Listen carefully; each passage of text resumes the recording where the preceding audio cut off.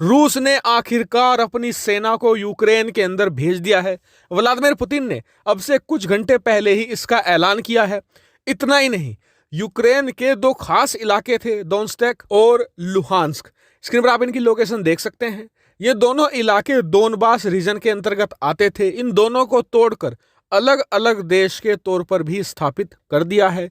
जल्द ही यहाँ के नए प्रधानमंत्री होंगे। जल्द ही यहाँ दोनों राज्यों की नई सरकार की भी घोषणा करी जाएगी। जैसे ही पुतिन ने इन दोनों इलाकों को अलग देश के तौर पर स्थापित किया, उसके बाद पुतिन ने यह कहा कि इन दोनों की सुरक्षा जरूरी है, क्योंकि यूक्रेन की सेना यहां पर बड़ा हमला करके जो विद्रोही हैं रूस समर्थित, उन्हें भगा सकती है। इसीलिए रूसी सेना की बड़ी टुकड़ियों को आदेश दिया गया है कि आप इन दोनों इलाकों में, दोनेत्स्क और लुहांस्क के अंदर एंट्री कीजिए और यूक्रेन की सेना से सुरक्षा कीजिए रूस समर्थित विद्रोहियों का। वहीं अमेरिका ने एक बार फिर से चेतावनी जारी करी है कि दोनेत्स्क और लुहांस्क तो बस एक छोटा सा प्यादा है जो रूस के राष्ट्रपति ने चला है।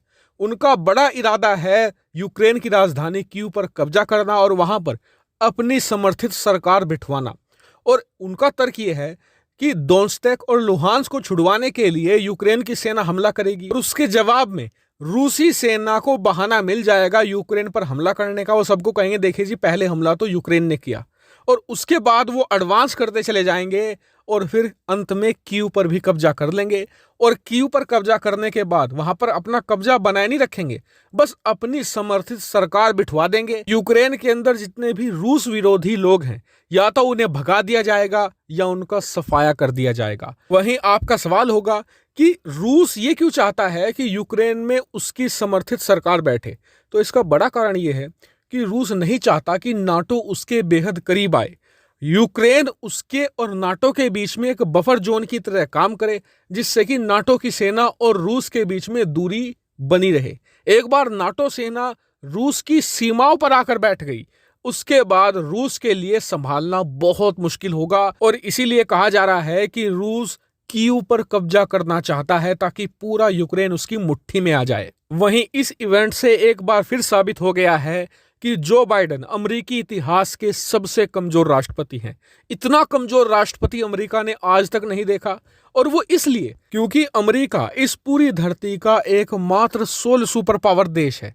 अमेरिका के पास बहुत ज्यादा ताकत है जिनका इस्तेमाल करके वो इन छोटे देशों को बचा सकता था, लेकिन इतना ज्यादा कमजोर राष्ट्रपति होने की वजह से अमेरिका अपनी शक्तियों का इस्तेमाल नहीं कर पा रहा है। वहीं आप एक खास पैटर्न ये भी देखेंगे कि जब जब अमेरिका में कोई डेमोक्रेटिक राष्ट्रपति बनता है, तभी रूस ऐसे कदम उठाता है।